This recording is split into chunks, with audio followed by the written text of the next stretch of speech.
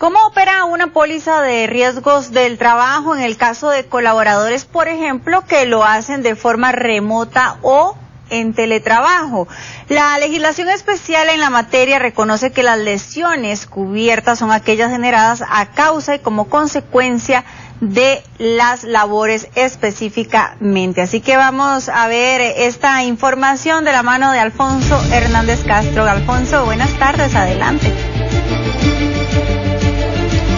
Hola, ¿qué tal? Muy buenas tardes. Gusto en saludarles, amigos televidentes de Telediario en Directo. Bueno, la verdad es que el teletrabajo cambió la forma en el que muchas personas ejecutan sus labores desde el hogar. Y la gran pregunta también es, bueno, ¿y qué pasa si ocurre un accidente? Eventualmente me podría cubrir la póliza de riesgos del trabajo. ¿Cuáles son las acciones que deben de seguirse para poder ejecutarla de manera correcta? Vamos a ver la nota que hemos preparado a continuación. Como lo sabemos, cambió la forma en cómo se gestiona el espacio desde donde las personas ejecutan sus labores.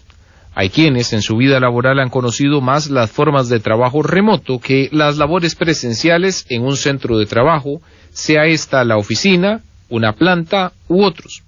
Ese es, por ejemplo, el caso de Alejandro, a quien le preguntamos si desde el 2018, fecha en que ingresó a su actual lugar de trabajo, tuvo que hacer en alguna oportunidad una alerta por lesiones. Pero además, ¿tiene área específica diseñada para la ejecución del teletrabajo? Pues, gracias a Dios no, nunca he tenido un accidente así como laboral en la casa, no, aparte de que, bueno, es un trabajo de oficina de informática, entonces es bastante seguro. El único lugar en el que yo estoy autorizado a trabajar es en mi casa, la que está escrita en el contrato.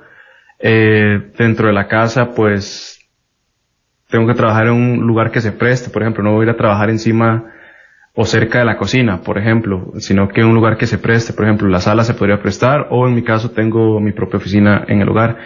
Pero cuando se refiere a un lugar así más grande, tiene que ser en la casa que esté inscrita en el contrato.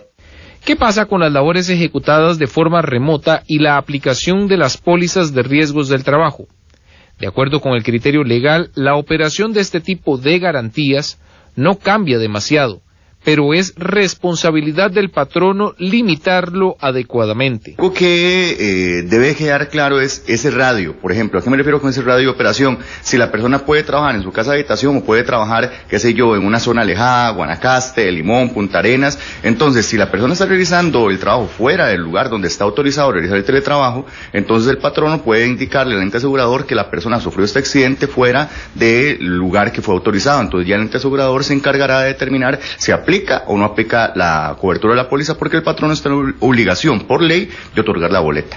En materia de los seguros, la ley define claramente en qué casos aplicaría el uso de las pólizas y bajo qué condiciones para un trabajador en categoría remota.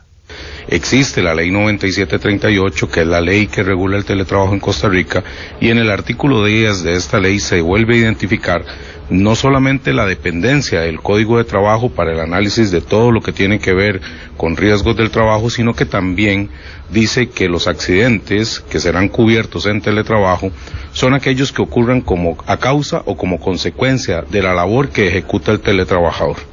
De igual forma, este artículo 10 señala que están excluidos todos los eventos en los términos del artículo 199 del Código de Trabajo, que básicamente es los debidos a embriaguez o al uso de drogas. Así las cosas, en cualquier situación, de acuerdo con el Instituto Nacional de Seguros, la carga de la responsabilidad probatoria de los hechos señalados recae específicamente en el patrono. Le informó Alfonso Hernández Castro, Noticias Telediario.